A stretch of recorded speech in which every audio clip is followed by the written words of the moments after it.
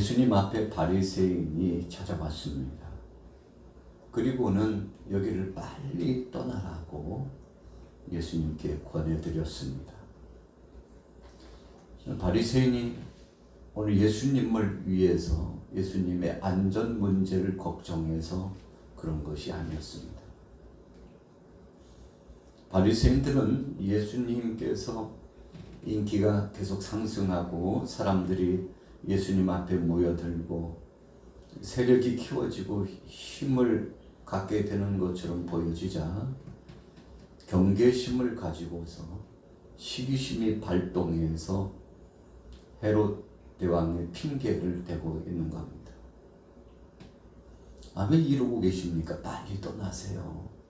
얼마 있지 않으면 헤롯이 보낸 사람들이 와서 당신을 잡아갈 수도 있다고. 요즘 듣자 하니까 헤롯이 당신을 죽이기 위해서 계속 일을 꾸미고 있다는 정보가 있는데 조심하라고. 예수님이 행하신 사역을 회방하고 방해하고 더 이상 그 일을 진행하지 못하도록 하기 위한 목적으로 그렇게 한 겁니다. 의도 자체가 주님을 위한 것이 아니었다는 거죠. 예수님은 사람의 마음의 중심을 다 아시는 분입니다. 우리 사람들은 겉만 보지만 하나님은 마음의 중심까지도 다 감찰하시고 뼛속 골수까지도 꿰뚫어 보시고 머리털까지도 헤아려 보신다고 성경에는 분명히 말씀하고 있잖아요. 자, 이에 대한 대답으로 예수님께서 반응하셨는데 그 다음 말씀이죠. 32절 읽어봅니다. 32절 시작. 이르시되 너희는 가서 저 여우에게 이르되 오늘과 내일은 내가 귀신을 쫓아내며 병을 고치다가 제3일에는 완전하여지리라 하라.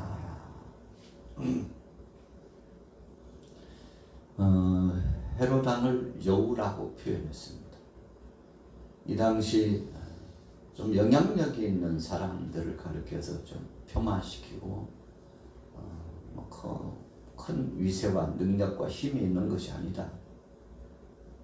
겉만 그렇지 사실은 힘을 상실한 사람이다 라고 좀 낮춰 부를 때 여우라고 표현을 했죠. 예수님께서 헤롯을 가리켜서 저 여우에게 가르쳤다는 거죠. 예수님을 어쩌든지 죽이려고 도모했던 세례 요한을 죽였던 이 헤롯이 예수님도 죽이려고 한다는 것이죠. 자신의 동생 빌립의 아내를 빼앗아서 사는, 참 시대적으로 보면 분봉왕으로서 해서는 안 될 일을 한 사람이죠. 정말 큰 죄를 범한 자죠. 윤리나 도덕적으로 상황적으로 나라 안팎에서 좋지 못한 소문이 계속 도는 것이 바로 이 헤롯 왕이었죠. 부적절한 관계를 가지고서 살아갔던 그를 세례 요한이 그래서는 안 된다고 질타를 가했습니다. 회개하라 천국이 가까웠느니라. 모든 백성들을 향하여서도 선포했지만 세례 요한은 거침없이 죄를 범하고 있는 정치인들에게도 또 유주급에 속한 지도자들 관리들에게도 세례 요한 거침없이 나가서 하나님의 말씀을 전하는 자였습니다. 세상은 이런 사람들을 별로 반가워하지 않습니다. 죄를 지적하고 회개하라고 선포하는 영적인 이 선지자 사역을 감당하는 사람들을 별로 달갑게 생각하지 않습니다. 헤롯 왕이 그랬습니다. 그런데 세례 요한이 죽었는데 느닷없이 예수 그리스도라고 하는 분이 등장해가지고 사람들이 인산인해를 이루고 엄청난 사역이 진행되는데 세례 요한은 비교할 수 없을 만큼 위협함이 이 헤롯 왕에게 되었다는 겁니다. 바리새인들에게도 예수님께서 경계의 대상 1호가 되셨던 거죠. 그래서 예수님은 저 여우에게 와서 이래라, 말해라. 오늘 내일 모레 계속 사역을 진행할 거고 나는 중단하지 않을 거며 제3일에는 완전하여지리라는 표현을 했어요. 여러분, 여기서 제3일에 완전하여지리라 하는 것은 예수님께서 그 누가 반대하고 대적해 온다 할지라도, 해방한다 할지라도 백성들을 사랑하고 나라를 사랑하고 이 민족과 전 세계 모든 족속들을 사랑하시는 예수님께서 국률한 마음을 갖고 계속 병자를 찾아다니시고, 그리고 죄 많은 인생들을 찾아 그들이 회개하고 돌아올 수 있도록 계속 주님께서 3대 사역을 실천하시겠다는 겁니다. 나가서 전하시고 전하여 돌아온 자를 가르치시고, 가르치는 뿐만 아니라 고쳐주시고, 그래서 하나님 앞에 영광 돌리면서 감사하면서 살 수 있도록 주님께서 이 귀한 사역을 공생의 3년 동안 계속 진행하시겠다는 거죠. 방해하고자 하는 자들 많았습니다. 그 중심 무대에 헤롯 왕이 있었는데 예수님께서 분명히 말씀하셨습니다. 내가 귀신을 쫓아내며 병을 고치다가 제3일에는 완전하여지리라. 예수님께서 병을 고치는 이유가 뭡니까? 귀신을 쫓아내시는 이유가 뭡니까? 중요한 거 한 가지는 예수님이 그리스도라는 거, 하나님이시라는 거, 메시아요 구속사역을 완성하고자 하시는 분, 실천하시고자 이 땅에 사람의 몸으로 오셨다는 사실, 그것도 가장 초라한 유대 땅 베들레헴의 말구에 오셨다는 사실, 예수님은 섬김을 받으려고 하는 것이 아니고 도리어 섬기려 하셨다는 것, 의인을 부르러 온 것이 아니고 죄인을 부르러 왔다는 것, 의인이 필요한 것은 병든 자를 치료하기 위함이라는 것. 오늘 예수님께서 내가 갈 길을 가야 하리니,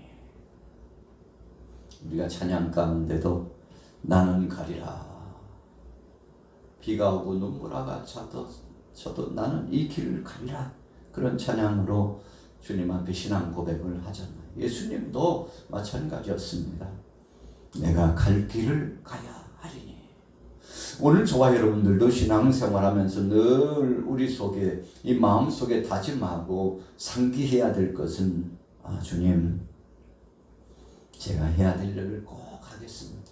주님 주신 분명 이 사명, 본분 잘 감당하겠습니다.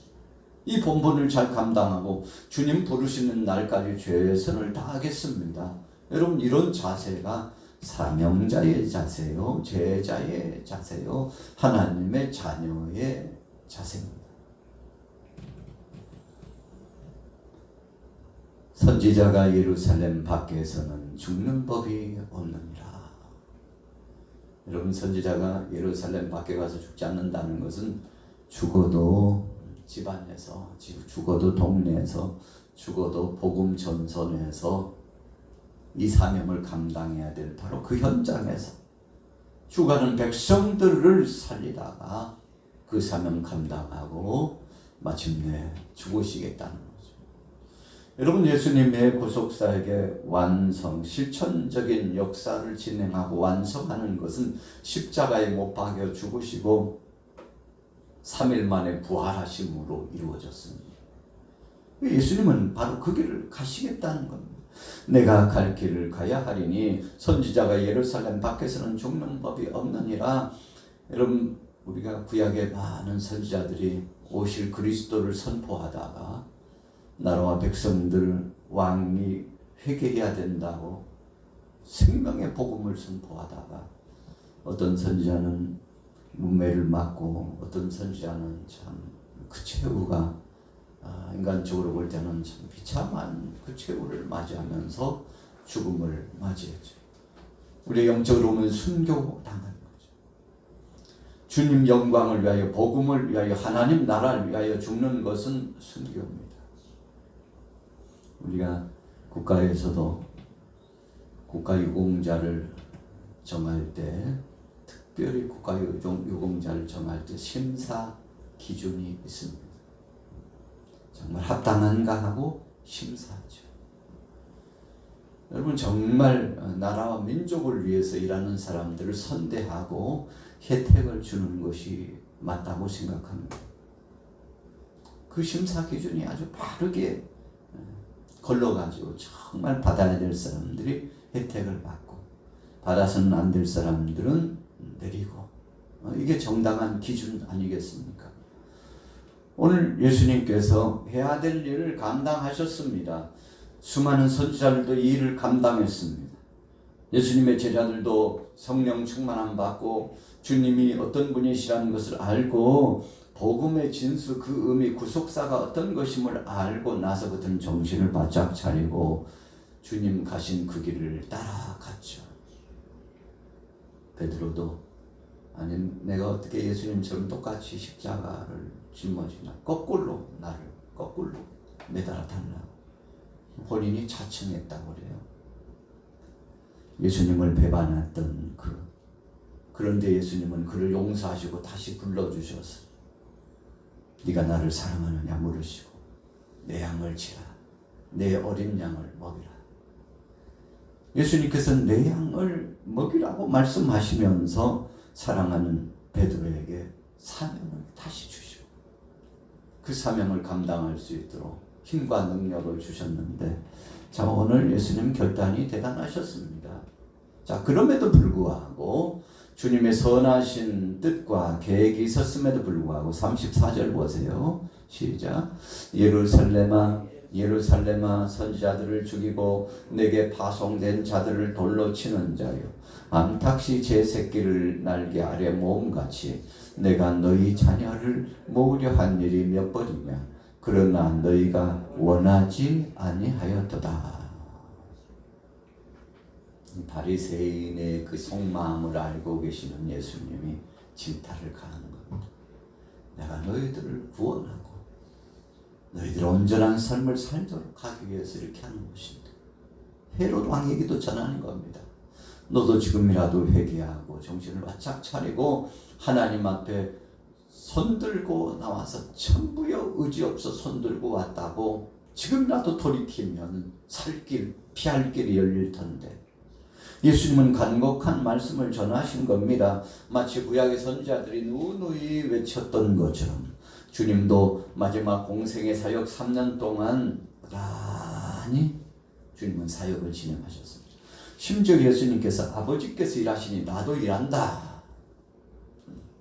복음을 위하여 일하는 것이 세상에서 가장 가치 있고 보람된 것임을 말씀했죠. 그래서 암탉이 제 새끼를 날개 아래 모으려고 한 것처럼 모으려고 그렇게 애를 쓰셨던 사랑을 가지고 끝까지 주님 긍휼히 여기셨던 그 마음, 그 모습을 그대로 표현했죠. 그런데 결론은 뭡니까? 그러나 너희가 원하지 아니하였도다. 정승도 저 하기 싫으면 못한다고. 아무리 좋은 자리를 주고 기회를 줘도 원치 않고 하기 싫었고 또 게을른 사람들에게는 빈궁이 가난이 몰려온다고 그랬습니다. 성경 말씀은요 부지런히 일하고 근면한 것이 정상적인 삶으로 말씀합니다. 여러분 그래서 뭔가 움직이고 일을 해야 소득이 있고 그 소득이 주어져야 일상생활이 윤택해지고 그래서 그 소득의 잔을 통해서 하루하루가 보람된 거 아니겠습니까? 여러분 우리 사람이 일상을 살아가면서 뭔가 할 일이 있다는 것이 참 보람됩니다. 그래서 부지런히 움직여요. 움직여야 몸도 건강하고 정신적으로 영적으로 육체적으로도 건강하죠. 여러분 그래서 성경은 창세기에서부터 요한계시록까지 모든 사람들이 하나님의 그 거룩한 형상을 닮아서 부지런히 거룩을 추구하고 하나님 나라 확장을 위해서 일하는 모습을 계속 그려 보여주고 있습니다. 오늘 저와 여러분들은 하루를 어떻게 사시겠습니까? 오늘 예수님도 내가 갈 길을 가야 하리니 33절에 그랬어요. 이 길을 나는 끝까지 가리라 그랬어요. 포기하지 않으셨다는 거예요. 자, 35절 결론 읽어봅니다. 시작. 보라, 너희 집이 황폐하여 버림받으리라. 내가 너희에게 이르노니 너희가 주의 이름으로 오시는 이를 찬송하리로다 할 때까지는 나를 보지 못하리라 하시니라. 여러분, 황폐해졌다는 것은 심판이 임했다는 거죠. 북이스라엘이 아수르에 멸망당했어. 그리고 130여 년 지난 다음에 남유다도 멸망당합니다. 왜 북쪽 멸망하고 130년이나 하나님이 기다리신 겁니까? 그래도 남유다만이라도 회개할 것을 하나님은 기다리신 거예요. 그런데요, 회개하지 않았어요. 여러분, 이레미야 선지자가 눈물로 외쳤지만 저 거짓 선지자를 죽여야 된다고. 오히려 거짓 선지자들이 예레미야를 핍박하고 왕도 귀족들도 예레미야를 핍박하고 기쁨으로 듣지 않았어요. 주님의 그 생명된 말씀을 아멘으로 받지 않았습니다. 여러분, 나라가 어떻게 됐나요? 결국은요, 그 예언대로 돌아오지 않자 패망하게 되었죠. 여러분, 그런데 오늘 보라, 너희 집이 황폐하여. 바벨론 군대 짓밟힐 때 예루살렘이 총토화됐죠. 성은 파괴되고 성전도 불타 없어졌어요. 참 비극 중에 비극이죠. 시온의 그 영광스러운 거, 아름답고 창대한 역사가 와르르 탑처럼 무너졌어요. 이 돌탑처럼 무너져 내렸습니다. 이유가 뭔가요? 거룩하지 않고 회개하지 않았기 때문에, 우상 숭배에 빠지고 하나님 중심으로 살지 않았기 때문에. 여러분, 하나님은 몇 번이고 경고를 하십니다. 우리 몸이 안 좋아지면 신호를 보낸대요. 하나님께서 어떻게 말하면 계시를 주신 거죠. 알려주시는 겁니다. 몸이 참 안 좋아지려고 하면 전조 증상을 보여준대. 그래서 대체하고 준비하게 합니다. 어떤 때는 소화가 잘 안 된다든지, 머리가 아픈다든지, 어지럽다든지, 자꾸만 삶의 균형이 깨지고, 컨디션이 자꾸만 툭툭툭툭 떨어진다든지, 체중이 준다든지, 여러분, 피부에 이상한 것들이 생겨난다든지, 눈이 시력이, 또 귀의 청력이 떨어진다든지. 여러분, 이렇게 하나님께서는 정수에서부터 발끝까지 신호를 보내주신답니다. 참 좋으신 분이잖아요.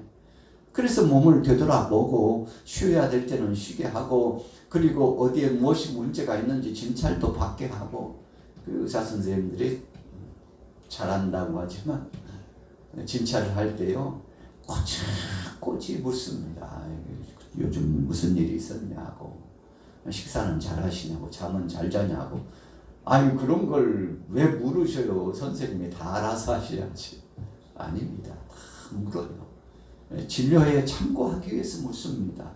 그래서 이것저것 검사를 하고 면밀하게 분석도 하지만, 여러분, 이 환자를 통해서, 대화를 통해서 얻는 것이 50% 이상이래요. 그렇구나. 이러이러이러한 대답을 하는 거 보니까 맞네. 오진을 피하기 위해서 그렇게 질문을 한다는 겁니다. 자, 오늘 35절에 보라, 너희 집이 황폐하여 버림받으니. 하나님께서 경고를 하시고 또 경고를 하셨지만 듣지 않았어요. 여러분, 파수꾼은요, 밖에 적이 오면 적이 온다고 막 소리를 칩니다. 경고해줘요. 일어나라고. 잠자던 사람들 일어나라고, 빨리 피난 준비하고 경계 태세를 강화하라고 알려줍니다. 소리를 질러서 알려줘요. 그 소리를 듣고 빨리 대비를 해야죠. 시간이 많잖아요. 어떤 때는 5분, 10분, 1시간밖에는 없을 수가 있어요. 자, 경고를 무시했던 유다 백성들이 멸망당했죠. 경고를 무시했던 2000년 전에 오셨던 예수님께서 그 많은 사람들에게 경고했지만 무시했던 사람들, 로마의 디토스 장군이 군사를 끌고 와가지고 AD 70년에 예루살렘을 완전히 초토화시키잖아요. 여러분, 바벨론에 점령당하고 고통당한 거, 그 스리슨 아픔을 경험했는데 역사를 보고서 거울처럼 보는 백성들은 정신을 차리고 자기 자신들을 성찰하고 되돌아보고 그래서 철저하게 대비태세를 하는 것인데 역사를 무시했죠. 주님의 말씀을 무시했습니다. 하나님의 말씀을 경시한 민족에게는 소망이 없습니다. 그 백성에게는 기회가 없는 거예요. 그래서 예수님, 너희 집이 황폐하여 버림바 되리니 너희가 주의 이름으로 오시는 이를 찬송하리라 할 때까지는 나를 보지 못하리라. 장차 주님께서요, 고난당하시고 죽으시고 부활하시고 승천하신 다음에 이제 다시 오실 텐데 그때까지는 다시 보지 못하리라. 여러분, 초림의 예수님을 영접하지 못하고 환영하고 모셔드리지 않았던 사람들에게는 기회가 없다. 이제 주께서 심판주로 오셔서 선악간에 심판하시겠다는 거 아닙니까? 자, 오늘 아침에 예수님은 내가 갈 길을 가겠다 하신 것처럼 우리에게 주신 사명도 잘 감당하고 주님 뜻대로 승리하기를 예수님의 이름으로 축원합니다.